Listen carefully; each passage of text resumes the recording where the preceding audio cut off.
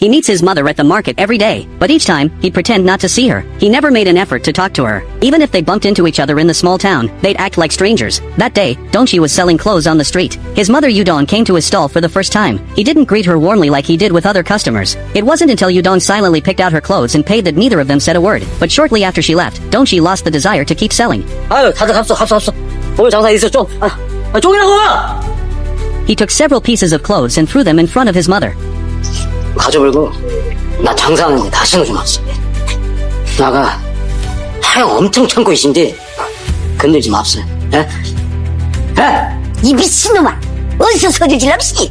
넌 아주 너멍한테 어디서?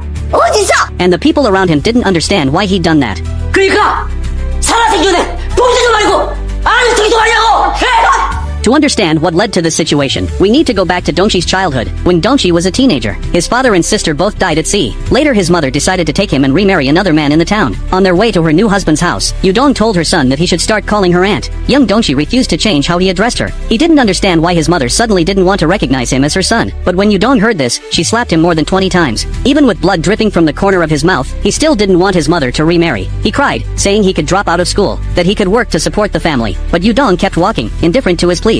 During those years living with his stepfather, he is bullied by his stepfather's two sons almost every day. They called him a useless parasite. Even though Yudong saw him being bullied, but she always turned a blind eye. He showed her the scars on his body, but all he got in response was cold silence. When Dongchi was 18, he stole jewelry from his stepfather's house. He wanted to take his mother away from here, but his mother didn't leave with him, and his mother said he was a bad guy born to be a thief. That's when resentment took root in Dongchi's heart. He cut ties with his mother completely. After 30 years of living elsewhere, he returned to his hometown, but he didn't go out of his way to find his mother. In fact, he didn't even want to acknowledge Yudong as his mother. He was convinced that he had no family left in this world. Now, Yudong was old. A few years after Dongchi ran away from home, her second husband died of illness. Then, her two stepsons kicked her out of the house. She was forced to move back into the house of her first husband. She knew Dongchi hated her, so she never looked for him. But 3 months ago, she was diagnosed with late-stage cancer. She didn't want to waste money on surgery, because she felt it was time for her to go. When Dongchi heard the news from his friends, he didn't feel any sadness or regret. In fact, he thought it might finally free him from this mother-son relationship. That day, his friends invited him to a tavern, and they all urged him to reconcile with his mother. To outsiders, Yudong seemed like a kind old woman, but they didn't know what Dongchi had gone through. After returning home, Dongchi called his girlfriend. Perhaps he had nowhere to confide his inner thoughts. He told his girlfriend everything about his past. He still couldn't understand why his mother was so kind to others but so cold to her own son. But his girlfriend told him, maybe this is your chance to ask her face to face. If you don't ask now, you'll never have the chance again. You'll spend the rest of your life in pain. The next day, when Dongchi ran into his mother at the market again, he asked her when she wanted to go back to their hometown. He had decided to take her back himself. 3 days later, mother and son set off on a journey that had been 30 years in the making. But when they arrived, they found that the village was gone. Due to a rural redevelopment project years ago, the whole village had been turned into a reservoir. The two of them sat on the shore, staring blankly at the water. It was then that Dongchi learned about his mother's tragic past. She had lost both her parents at the age of 6. Then, at 13, her brother also died. Hearing this, Dongchi felt a deep pang in his heart. His mother had had no family since she was 13. At that moment, Dongchi realized he knew nothing about his mother's past. On their way down the mountain, Yudong twisted her ankle. Dongchi draped his coat over her and insisted on carrying her down. 지금 다 엎인 거야? This was the first time he had ever carried his mother, and it was the first time he truly realized how old she had become. 뭐야, 가죽만 남아가지고, 씨. Once they got down the mountain, a sudden downpour began. As they sat in the car to wait for the rain to stop, Dongchi asked the question that had been on his mind. When I was being bullied by my stepbrother's sons, didn't it hurt you to see the bruises on my body? 저 몸은 미친년이다. 그저 자식이 새끼 밥만 먹으면 사는 줄 알고 좋은 집에 학교만 가면 되는 줄 알고 멍청이처럼 바보처럼.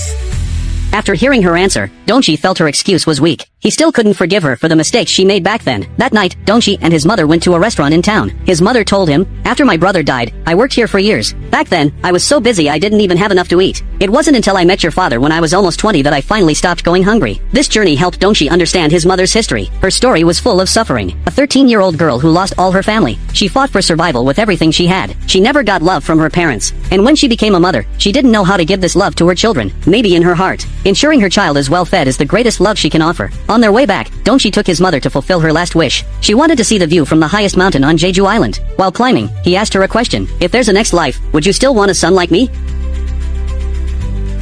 왜 싫어? 내 승질이 이걸라 싫어? 나도 오늘 다시 만나기 싫어. 난 뭐 차가운 음악 좋아서 다시 만나 살고 싶겠네. Halfway up, Yudong couldn't continue due to exhaustion. Dongchi had some hikers take her back down while he continued up alone. He wanted to record the view from the top with his phone. It was the last thing he could do for his mother as her son. After reaching the summit, he recorded the scenery. He also told his mother about his next climbing plan in the video. 나중에 눈 말고 꽃핀 모자. 엄마랑 나랑 둘이 내가 데리고 올게. 꼭. On their way back, Yudong watched the video over and over again, probably wanting to see the scenery one more time. But maybe, more than that, she wanted to hear her son's words again. That evening, Dongchi dropped his mother off at home. He suddenly said he wanted to eat the soybean paste pot made by his mother tomorrow morning. The soybean paste pot was his favorite food when he was a child. After hearing this, Yudong understood that his son no longer hated him, perhaps fearing he'd never wake up again. Yudong didn't close his eyes to sleep that night. The next morning, Yudong woke up early to prepare the ingredients. She carefully made the stew and cleaned the kitchen. When Dongchi arrived, he found the stew on the table. Mom was sleeping quietly beside the table. He tasted the stew and found it was just as he remembered. He ate breakfast while calling out to his mother to get up, but he called out repeatedly, but his mother never responded. 엄마.